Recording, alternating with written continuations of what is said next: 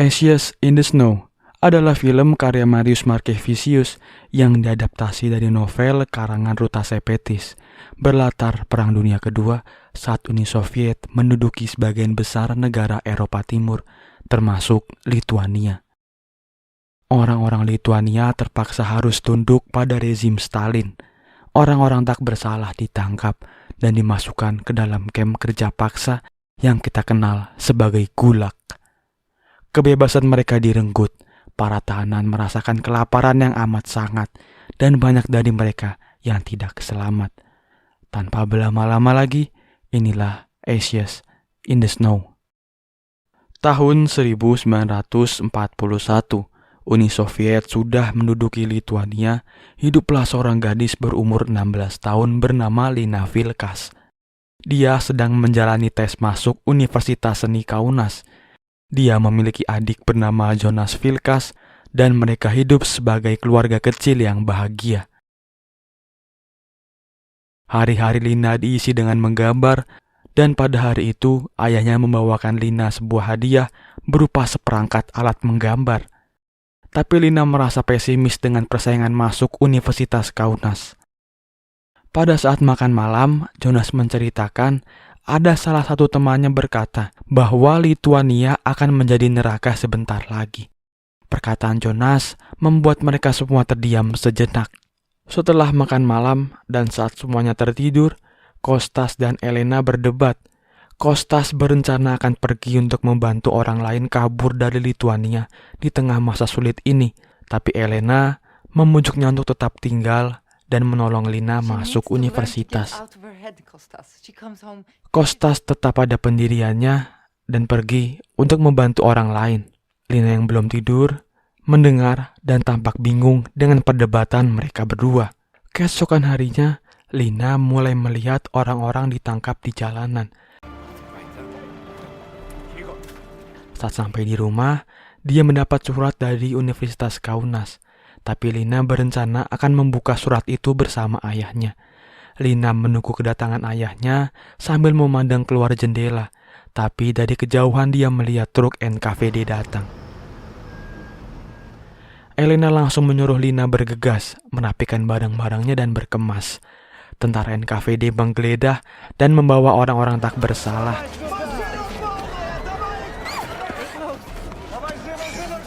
Mereka semua kebingungan dengan apa yang terjadi malam itu. Orang-orang di sana tidak dapat berbuat apa-apa dan pasrah dengan segala yang menimpa mereka. Tak lama kemudian, truk berhenti dan mengangkut seorang wanita yang baru saja melahirkan.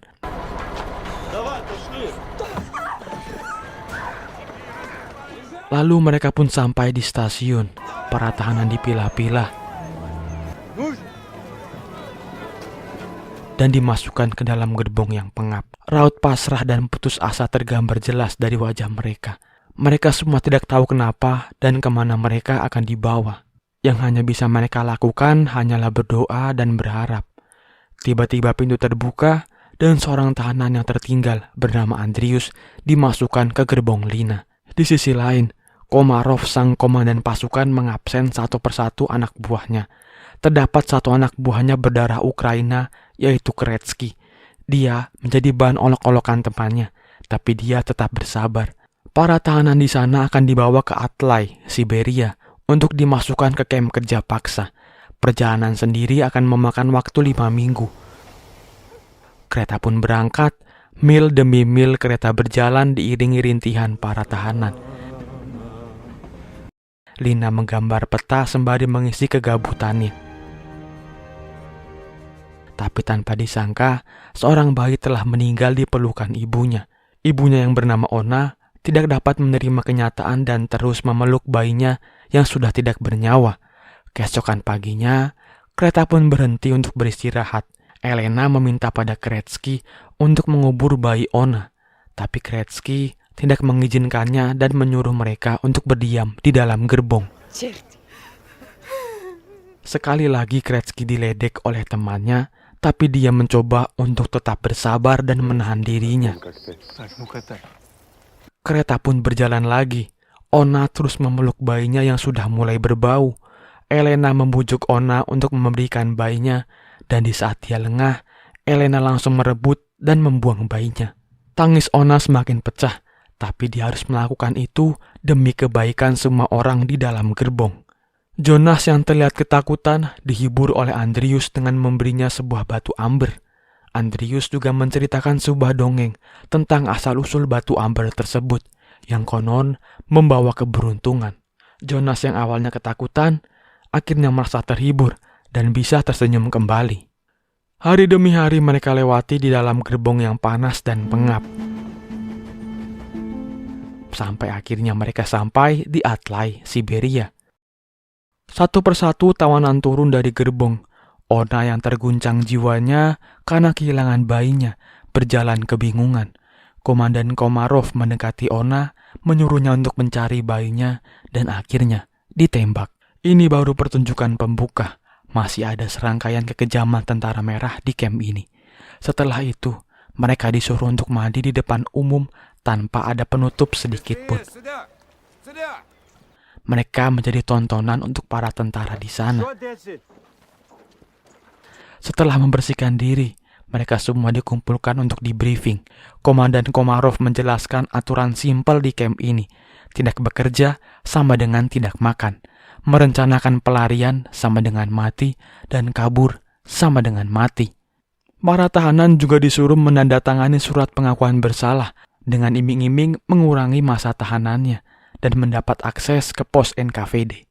Elena tentu saja tidak mau menandatangani itu karena dia tidak bersalah. Alhasil, mereka semua tidak diperbolehkan duduk sampai menandatangani surat pengakuannya. Seharian mereka berdiri sampai satu persatu dari mereka memilih untuk menyerah dan menandatangani surat pengakuannya.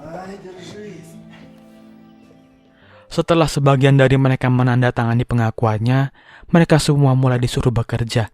Tenaga mereka diperah bagaikan ternak. Mereka ditugaskan untuk menggarap tanah yang luas. Di sela-sela pekerjaannya, Lina mendapat kabar bahwa Andrius ketahuan mencuri makanan dan dipukuli di pos NKVD. Sore pun tiba, waktunya menimbang hasil panen mereka dan mengambil jatah makan. Lina sangat khawatir dengan keberadaan Andrius. Dia mencoba bertanya ke tentara yang sedang bermain kartu, tapi Kretsky mengusirnya dengan kasar. Di sisi lain, Elena mengobrol dan berkenalan dengan Kretsky sambil menunggu masuk ke ruangan komandan. Kretsky yang seorang Ukraina sebenarnya tidak ingin berada di sini. Dia hanya bisa membantu dengan memberi kupon jatah makan 2 kali sehari untuk Elena. Pintu ruangan komandan terbuka dan Elena mulai masuk ke dalam. Komarov menawarkan Elena sebuah posisi di luar camp sebagai penerjemah, tapi Elena menolak dan memilih untuk bekerja di dalam bersama anak-anaknya. Pekerjaan dilanjutkan. Lina melihat seorang ibu-ibu mencuri panenan ubi. Lina langsung menghampiri, meminta bantuan untuk memberikan sebuah sapu tangan buat ayahnya di luar sana. Dia menolaknya dan malah akan melaporkan Lina. Malam pun tiba. Andrius datang ke rumah Lina. Dia memberikan beberapa makanan dan pensil untuk Lina. Lina pun memberikan Andrius sketsa wajahnya waktu di kereta. Andrius sangat kagum dengan hasil gambaran Lina. Dia meminta izin untuk datang setiap malam, dan Lina memperbolehkan Andrius untuk datang sewaktu-waktu. Keesokan harinya, seperti biasa, setelah bekerja, hasil panen mereka ditimbang untuk mendapat jatah makan. Salah satu perwira di sana heran mengapa hasil panen mereka terus berkurang setiap hari. Tak lama kemudian, Komandan Komarov datang memeriksa setiap tahanan dengan tatapan yang mengintimidasi. Komarov menemukan salah satu tahanan di sana mencuri hasil panen. Dia dianggap sebagai musuh negara karena telah mencuri. Komarov menugaskan Kretsky untuk menembak kepala tahanan itu. Mau tidak mau, Kretsky menjalankan tugas yang diberi oleh Komarov walaupun dengan wajah yang tidak tega. Hukuman itu seakan menjadi peringatan untuk mereka agar tidak mencuri. Musim dingin 1942. Lina sedang berburu untuk mengisi perutnya. Saat sedang menguliti hasil buruannya, Lina dipanggil ke ruangan Komarov. Ternyata Komarov mengagumi bakat menggambar Lina. Dia menyuruh Lina menggambar wajahnya. You draw me.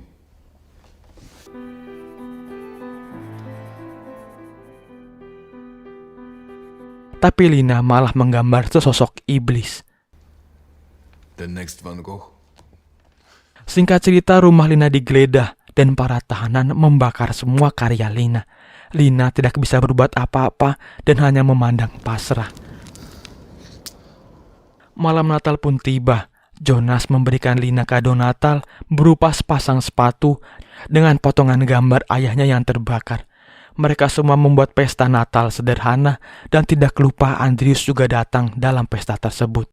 Andrius memberikan Lina sebuah buku dan beberapa makanan. Mereka semua makan malam bersama dan melupakan sejenak penderitaan yang mereka alami.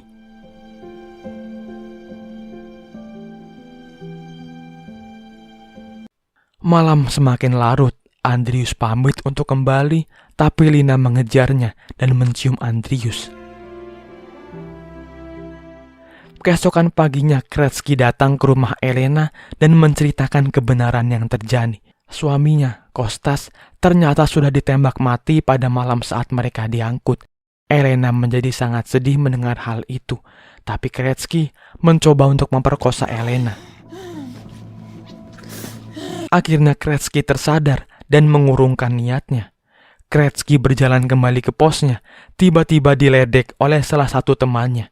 Kretsky yang sudah muak melawan balik dan mengajarnya sampai hampir mati. Karena kejadian itu, Kretsky dipanggil ke ruangan Komarov dan dia akan dipindahkan bersama sebagian tahanan ke Laptevsky, sebuah tempat yang dikenal sebagai neraka beku. Kretsky mengemban tugas baru yaitu sebagai komandan di sana. Hari pemindahan tiba, mereka semua digiring ke gerbong. Lina terus mencari Andrius untuk memastikan agar mereka bisa tetap bersama. Tapi kenyataannya, Andrius harus pergi ke tempat lain. Lina hanya bisa berteriak di balik jendela gerbong, memohon agar tidak memisahkannya. Andrius berjanji akan menemuinya saat perang usai. Setelah melakukan perjalanan panjang menggunakan kereta, mereka semua lanjut menggunakan kapal. Tidak sedikit dari mereka yang meninggal dalam perjalanan karena kelelahan. Lina membuka buku pemberian Andrius dan membaca kalimat penyemangat darinya. Setelah melewati perjalanan panjang, mereka pun sampai di Laptevsky, sebuah dataran kering yang tidak ada apa-apa. Para tahanan langsung disuruh bekerja, membangun tempat tinggal mereka sendiri, dan mencari ikan untuk dimakan. Lina diajak melarikan diri oleh salah satu tahanan di sana, tapi mereka berdua menolak dan lebih memilih untuk bertahan bersama ibunya. Untungnya saja Lina memilih bertahan, orang yang kemarin mengajak Lina kabur tertangkap. Kretsky yang sebetulnya tidak tega langsung menyuruh anak buahnya untuk menembak kepala tahanan itu. Musim dingin datang. Kretsky menugaskan dokter untuk memeriksa para tahanan. Kondisi para tahanan di sana sangat memprihatinkan. Mereka semua kelaparan dan kedinginan. Kretsky melihat Elena, wanita yang dicintainya sekarat. Dia memohon kepada Kretsky untuk menolong anaknya sebagai permintaan terakhir. Musim dingin yang semakin ganas, ditambah lagi tidak ada sesuatu untuk dimakan, membuat para tahanan semakin sekarat. Lina dan beberapa orang yang masih sehat memutuskan untuk keluar mencari makanan. Mereka menemukan jenazah dokter kemarin yang sudah membeku. Lina dan yang lainnya mengambil bekal dokter itu yang kebetulan masih ada. Di tengah sekaratnya, Elena menceritakan kebenaran yang terjadi, bahwa sebenarnya ayahnya telah ditembak karena membantu ratusan orang kabur. Lina tidak bisa menyembunyikan air matanya dan menangis di hadapan Elena. Matahari telah muncul, menandakan bahwa badai salju telah usai. Kondisi Elena hampir tidak sadarkan diri. Lina akan membuka surat pengumuman kelulusan di Kaunas bersama ibunya, yang sebelumnya akan dia buka dengan ayahnya. Tapi setelah Lina membuka surat tersebut, Elena mengembuskan nafas terakhirnya. Lina memberanikan diri untuk pergi ke kantor Kretsky dan menuntut hak para tahanan. Kretsky yang kesal langsung mencekik Lina, tapi Lina mengatakan bahwa ibunya telah mati. Maka sedihlah hati Kretski dan Lina meninggalkan gambaran wajahnya. Lina dan beberapa tahanan lain mengubur mayat ibunya di tengah dinginnya pagi. Lina dan Jonas hanya bisa pasrah melihat ibunya terbujur kaku mengenaskan. Mereka hanya bisa menangis dan tidak bisa berbuat apa-apa. Di sisi lain, di tengah kesedihannya, Kretski menulis surat amnesti untuk Jonas dan Lina.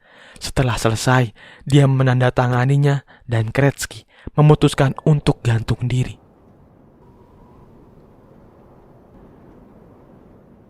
Kebebasan yang sudah mereka dambakan akhirnya datang walaupun tanpa ibu dan ayahnya. Setidaknya dia masih memiliki harapan, yaitu menemukan Andrius. Lalu film pun berakhir. Perang hanya akan membawa kesengsaraan bagi semua pihak. Rakyat sipil menjadi korban kekejaman rezim yang tidak bertanggung jawab. Semoga film ini dapat memberi kita pelajaran. Saya pamit undur diri dan sampai jumpa di video seru lainnya.